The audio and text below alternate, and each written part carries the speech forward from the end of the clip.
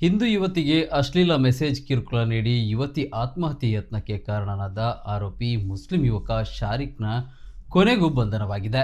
ಹತ್ಯೆಯಾಗಿರುವ ಯುವತಿಯ ಫೇಸ್ಬುಕ್ ಖಾತೆಯನ್ನು ಹ್ಯಾಕ್ ಮಾಡಿ ಅಶ್ಲೀಲ ಮತ್ತು ಬೆದರಿಕೆ ಸಂದೇಶಗಳನ್ನು ಶಾರಿಕ್ ಕಳುಹಿಸುತ್ತಿದ್ದ ಜೊತೆಗೆ ಯುವತಿಯ ಅಣ್ಣನಿಗೂ ಅವರ ಸ್ನೇಹಿತನಿಗೂ ಅಶ್ಲೀಲ ಸಂದೇಶ ಕಳುಹಿಸಿ ಮಾನಸಿಕ ಹಿಂಸೆ ನೀಡಿದ್ದ. ಇದರಿಂದ ನೊಂದ ಯುವತಿ ಆತ್ಮಹತ್ಯೆಗೆ ಯತ್ನಿಸಿ ಇದೀಗ ಆಸ್ಪತ್ರೆಗೆ ದಾಖಲಾಗಿದ್ದಾಳೆ. ಈ ಬಗ್ಗೆ ಸುರತ್ಕಲ್ ಪೊಲೀಸ್ ಠಾಣೆಯಲ್ಲಿ ಸಂತ್ರಸ್ತೆಯ ಮನೆಯವರು ದೂರು ನೀಡಿದ್ದರು.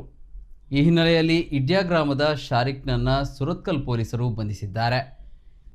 ಈ ಮೊದಲು ಶಾರಿಕ್ನನ್ನ ವಿಚಾರಣೆಗಾಗಿ ಠಾಣೆಗೆ ಕರೆಸಿ ಅವರ ಮೊಬೈಲ್ ಮತ್ತು ಸಾಮಾಜಿಕ ಮಾಧ್ಯಮ ಅಪ್ಲಿಕೇಶನ್ಗಳನ್ನು ಪರಿಶೀಲಿಸಲಾಗಿತ್ತು.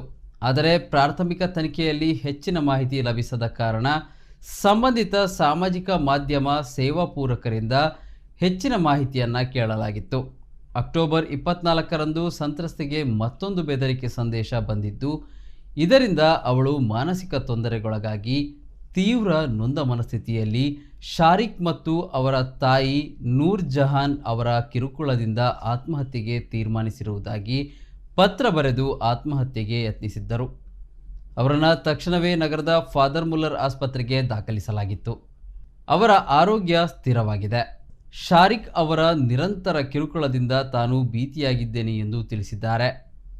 ಇದರ ಆಧಾರದಲ್ಲಿ ಸುರತ್ಕಲ್ ಪೊಲೀಸ್ ಠಾಣೆಯಲ್ಲಿ ಪ್ರಕರಣ ಸಂಖ್ಯೆ 125/24 ಭಾರತೀಯ ದಂಡ ಸಂಹಿತೆ 78ರಲ್ಲಿ 1 ಐ 351ರಲ್ಲಿ 1 ಮತ್ತು 2 ಮತ್ತು 3ರಲ್ಲಿ 5 ಸೆಕ್ಷನ್ ಅಡಿಯಲ್ಲಿ ದೋಷಾರೋಪಣೆ ಮಾಡಲಾಗಿದೆ.